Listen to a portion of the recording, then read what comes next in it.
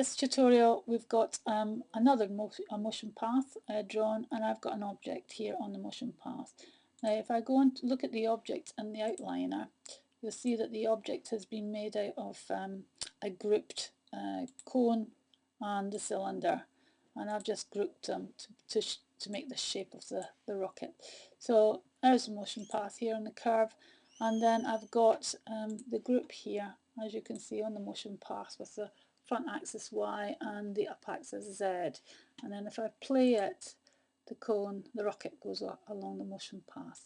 So what I'm going to do is just scrub this back. I've got about 100 frames just to show you, and you would change the frames exactly the same as the previous video for any key points on the motion path.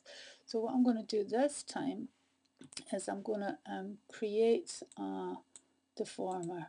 So I'm going to put a lattice on the rocket itself. So I've selected the rocket, and then I'm going to put a lattice on it. Sorry, and create lattice.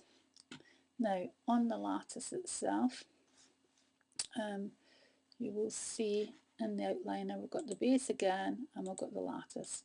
If you want, you can take the base and move it up above it, and then you can manipulate the lattice as you wish in relation to the object. But the difference between this lattice, just take that back, and the previous one is this has no attachment to the rocket until you actually parent it. But before parenting it, you need to select both the lattice and the base, Apple G, and to group it. You can name it again, and you could put it lattice underscore group, and into that, and then a middle mouse button.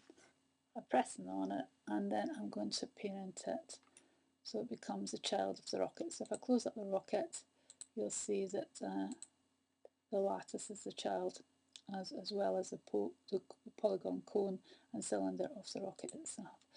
So you can still manipulate them individually if you wish.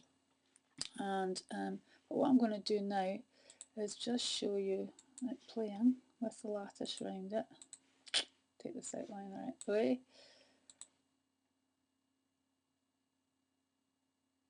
Okay, it's just gone for the 100 frames. But again, it's going round. Now what I'm going to do with this lattice is I'm going to select it first of all here, and then I'm going to right click on it and go into lattice points. Now these lattice points will allow you to do some manipulation to the rocket just to animate it a little as you're working with it. So if you go in here, just going to go into this one, and I think on this one probably.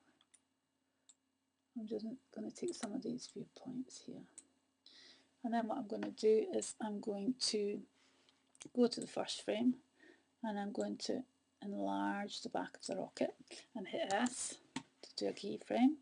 Move to here, frame 4, and then I'm going to reduce the size of the back end of the rocket so it's quite small, and then hit S, and then I'm going to go to frame, just say frame 8 or 7, and then I'm going to enlarge it again, and then I'm going to hit S, and then I'm going to go back down here, put frame 10 and reduce it back, and then we're going to take off along the path, and then what I'm going to do is I'm going to take all the lattice,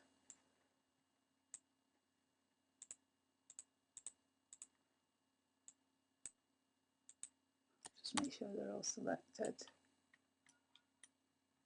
and then I'm just going to stretch them out. Stretch them all out like that and hit S. So if I take it back to the beginning, go back into object mode, and then take it back to the beginning, you'll see that this window. There's a little bit of motion before it takes off and goes along the motion path.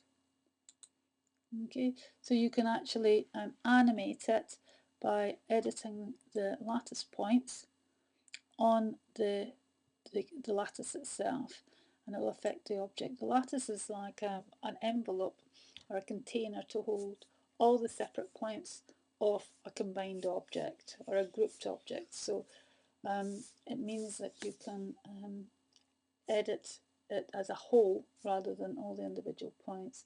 It makes it easier to animate the object, all together. And that's the end of the lesson.